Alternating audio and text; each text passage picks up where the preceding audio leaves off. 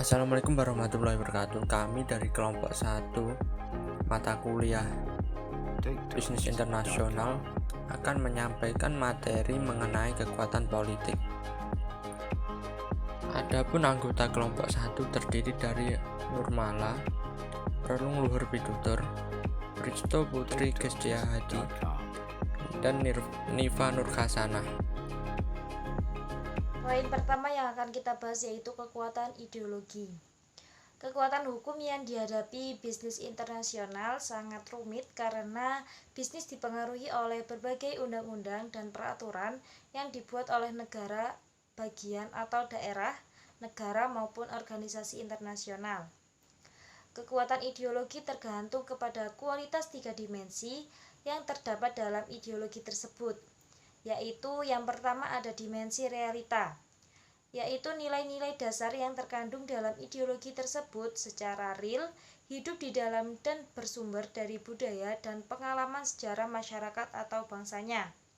Yang kedua, dimensi idealisme, yaitu nilai-nilai dasar ideologi tersebut mengandung idealisme yang memberikan harapan masa depan yang lebih baik melalui pengalaman di dalam praktik kehidupan sehari-hari secara bersama-sama. Poin yang ketiga, dimensi fleksibilitas atau pengembangan. Ideologi tersebut mempunyai keluasan yang merangsang pengembangan pemikiran-pemikiran baru yang relevan dengan ideologi yang bersangkutan tanpa menghilangkan atau mengingkari jati diri yang terkandung pada nilai-nilai dasar tersebut. Lalu beberapa ideologi yang dianut oleh negara-negara di dunia, yang pertama ada kapitalisme, yaitu sistem ekonomi di mana alat produksi dan distribusi sebagian besar dimiliki dan dioperasikan oleh swasta untuk keuntungan pribadi. Lalu ada komunisme. Komunisme yang dicetuskan Karl Marx adalah teori perubahan sosial yang diarahkan kepada cita-cita masyarakat tanpa kelas. Komunis yang dikembangkan oleh Lenin melibatkan penguasaan kekuatan melalui partai politik, konspirasi, memelihara kekuatan dengan menekan oposisi internal dan komitmen menuju negara komunis dunia. Lalu yang ketiga ada sosialisme. Paham sosialis ini menganjurkan kepemilikan atau pengawas pemerintah produksi, distribusi, dan pertukaran yang pokok. Lalu keuntungan bukan merupakan tujuan yang utama. Contohnya ada di Inggris, Prancis, Spanyol, Yunani, Jerman, negara yang kurang maju menjalankan paham sosialisme karena umumnya kekurangan modal, teknologi, keahlian manajemen, dan buruh. Lalu poin yang keempat ada konservatif, yaitu keinginan untuk meminimalkan kegiatan pemerintah dan memaksimalkan kepemilikan swasta dan bisnis. Sayap kanan posisi konservatif yang lebih ekstrim. Yang terakhir ada liberal, yaitu keinginan seseorang atau sekelompok orang atas pemerintah untuk lebih banyak terlibat dalam sebagian besar aspek kegiatan manusia berupa ekonomi, kepemilikan dan pengaturan usaha. Selanjutnya, kepemilikan pemerintah. Kepemilikan pemerintah adalah situasi di mana pemerintah memiliki saham perusahaan. Ada yang berpendapat lain, kepemilikan pemerintah adalah besarnya saham yang dimiliki pemerintah atas suatu perusahaan atau BUMN yang dikelola oleh pemerintah, baik Perum, Perjan, ataupun Persero. Terdapat dua teori yang mengemukakan peran pemerintah dalam pasar keuangan. Ada development view pada beberapa negara di mana institusi ekonomi tidak berkembang dengan baik. Kepemilikan pemerintah pada sektor ekonomi yang strategis seperti bank diperlukan untuk memulai pembangunan ekonomi dan mendorong pertumbuhan secara cepat. Lalu juga ada political view, Pemerintah yang memiliki kewenangan dalam mengendalikan perusahaan dan bank milik negara menyediakan lapangan kerja bagi kelompok tertentu atau pendukung yang telah memilikinya sebagai imbalan, kontribusi maupun suap. Privatisasi. Privatisasi adalah pemindahan aset sektor publik kepada sektor swasta, pemindahan manajemen kegiatan negara melalui kontrak-kontrak dan leasing, dan mengontrakkan kepada pihak luar kegiatan-kegiatan yang sebelumnya dilaksanakan oleh negara. Perlu dicatat bahwa privatisasi tidak selalu berarti pemindahan kepemilikan dari pemerintah ke swasta. Privatisasi dapat berupa kontrak dengan swasta untuk kegiatan yang semula dilaksanakan oleh pemerintah. Privatisasi juga dapat dilaksanakan dengan usaha patungan, kerjasama dalam mengoperasikan usaha yang semula sepenuhnya dikelola oleh pemerintah. Lawan dari privatisasi sendiri adalah nasionalisasi. Nasionalisme adalah pengabdian kepada bangsa, aspirasi atau kepentingan politik dan ekonomi serta tradisi sosial dan budaya sendiri. Dampak nasionalisme terhadap perusahaan internasional antara lain: A. Permintaan lokal terhadap produk perakitan atau pabrikasi sangat minim. B. Reservasi industri tertentu, khususnya perusahaan lokal. C. Pemerintah lebih suka menggunakan jasa pemasok lokal. D. Pembatasan jumlah dan jenis tenaga asing. E. Proteksi dengan menggunakan tarif, kuota, dan lainnya. Dan yang terakhir, yang paling ekstrim, terjadinya pengambilalihan atau penyitaan. Privatisasi sering diasosiasikan dengan perusahaan berorientasi jasa atau industri, seperti pertambangan, manufaktur, meski dapat pula diterapkan pada aset apa saja seperti tanah, jalan, atau bahkan air.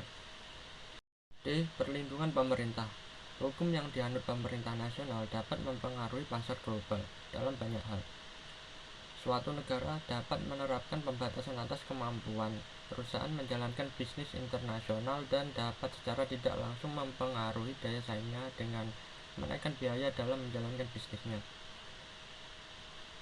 Perusahaan yang ingin masuk ke pasar baru sering menghadapi berbagai masalah besar seperti persaingan yang ketat dan peraturan pemerintah yang tidak mendukung. Berpartner dengan perusahaan lokal sering dapat membantu perusahaan untuk mengatasi hambatan-hambatan seperti itu. Dan untuk menciptakan keunggulan kompetitif berkelanjutan diperlukan kerja sama yang harmonis antara pemerintah dan sektor swasta. Hubungan tersebut dapat dituangkan dalam bentuk kebijakan industri yang bertujuan untuk menyediakan intensif yang dapat mendorong bisnis untuk berperilaku yang mengarah pada peningkatan daya saing dan menyingkirkan rintangan-rintangan yang mengurangi daya saing. Komponen-komponen yang diperlukan dalam kebijakan industri meliputi investasi dalam penelitian dan pengembangan, perluasan sektor industri, pemantauan praktik-praktik pemanufakturan terbaik, investasi dalam infrastruktur teknologi tinggi, alih teknologi, ekspor industri, reformasi dan investasi pendidikan, dan yang terakhir intensif pajak. Adapun perlindungan pemerintah dalam bisnis atau kerjasama internasional lebih lanjutnya meliputi: yang pertama, mengutamakan sistem nasionalisasi; yang kedua, pembatasan atas kepemilikan asing; dan yang ketiga, menaikkan standar lokal dan memperkenalkan produk dan jasa baru yang sebelumnya tidak tersedia. Materi yang akan saya sampaikan yaitu tentang kestabilan pemerintah. Menurut Adam Smith, pemerintah memiliki 3 fungsi. Yang pertama, fungsi pemerintah untuk memelihara keamanan dalam negeri dan pertahanan agar warga negara dapat melakukan kegiatan usaha dengan aman dan nyaman. Yang kedua, fungsi pemerintah untuk menyelenggarakan peradilan agar setiap warga memiliki hak dan kewajiban yang sama. Yang ketiga, fungsi pemerintah untuk menyediakan barang-barang yang tidak tersedia, agar warga negara mendapat kemudahan-kemudahan dalam menjalankan kegiatan usaha. Perlunya peran dan fungsi pemerintah dalam perekonomian yaitu sebagai pembangun ekonomi di banyak negara umumnya terjadi akibat intervensi pemerintah baik secara langsung maupun tidak langsung. Intervensi pemerintah diperlukan dalam perekonomian untuk mengurangi dari kegagalan pasar atau market failure, seperti kekakuan harga monopoli dan dampak negatif kegiatan usaha swasta, contoh pencemaran lingkungan. Mekanisme pasar tidak dapat berfungsi tanpa keberadaan aturan yang dibuat pemerintah. Aturan ini memberikan landasan bagi penerapan aturan main termasuk pemberian sanksi bagi pelaku ekonomi yang melanggar. Peranan pemerintah menjadi lebih penting karena mekanisme pasar saja tidak dapat menyelesaikan semua persoalan ekonomi. Untuk menjamin efisiensi, pemerataan, dan stabilitas ekonomi, peran dan fungsi pemerintah mutlak diperlukan dalam perekonomian sebagai pengendali mekanisme pasar.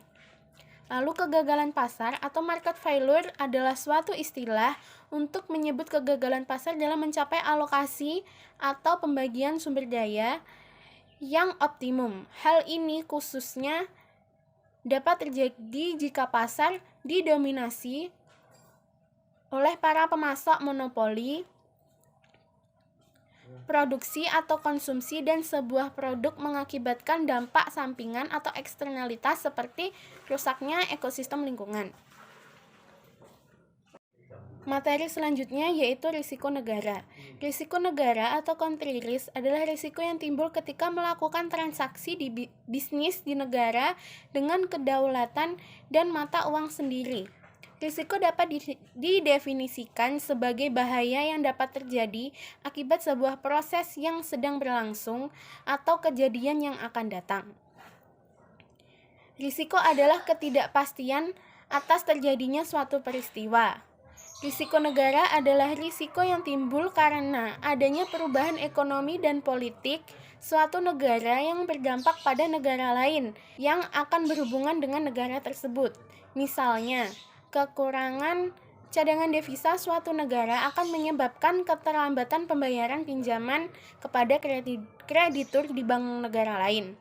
Fungsi utama dari penilaian risiko negara adalah untuk mengantisipasi kemungkinan penolakan uang, devalut, atau penundaan dalam pembayaran. Materi selanjutnya akan disampaikan oleh Saudara Nifa. Kepada Saudara Nifa dipersilakan. G. Pembatasan perdagangan. Pembatasan perdagangan atau trade restriction merujuk pada berbagai hambatan yang membuat perdagangan barang dan jasa antar negara tidak lancar atau immobile. Jika hambatan bersumber dari kebijakan pemerintah, itu kita sebut sebagai proteksi perdagangan atau trade protection. Secara spesifik, sejumlah alasan mengapa sebuah negara melakukan pembatasan perdagangan yaitu yang pertama, melindungi industri dalam negeri yang sudah mapan dari persaingan asing. Kedua, melindungi industri yang baru tumbuh hingga menjadi dewasa dan kompetitif secara internasional. Dan yang ketiga, melindungi lapangan kerja domestik pembalasan terhadap pembatasan serupa yang diberlakukan oleh mitra dagang. Jenis pembatasan perdagangan. 1. Tarif impor, yaitu pajak atas barang impor dari luar negeri. Efek dari tarif adalah menaikkan harga produk yang diimpor ketika mereka masuk ke pasar domestik. Tarif dibedakan menjadi dua, yaitu yang pertama, tarif ad valorem. Nilainya didasarkan pada persentase tertentu dari harga asli produk impor. Meski persentasenya tetap, jika harga berubah, nominal tarif impor juga berubah. Yang kedua, tarif spesifik. Itu didasarkan pada nominal tetap. Contohnya adalah Rp100 per ton produk impor. 2. Kuota impor. Kuota membatasi kuantitas barang impor yang masuk ke pasar domestik. 3. Embargo, yaitu adalah keputusan politis untuk menghentikan transaksi dengan negara tertentu, termasuk kegiatan ekspor atau impor. 4. Persyaratan lisensi. 5. Standarisasi. 6. Subsidi. Efek negatif pembatasan perdagangan yaitu 1. Harga yang lebih tinggi. Kedua, pasokan menjadi lebih terbatas dan membahayakan daya saing di masa depan. Demikian penyampaian materi dari kelompok kami mengenai kekuatan politik. Ada kurang lebihnya, kami mohon maaf. Wassalamualaikum warahmatullahi wabarakatuh.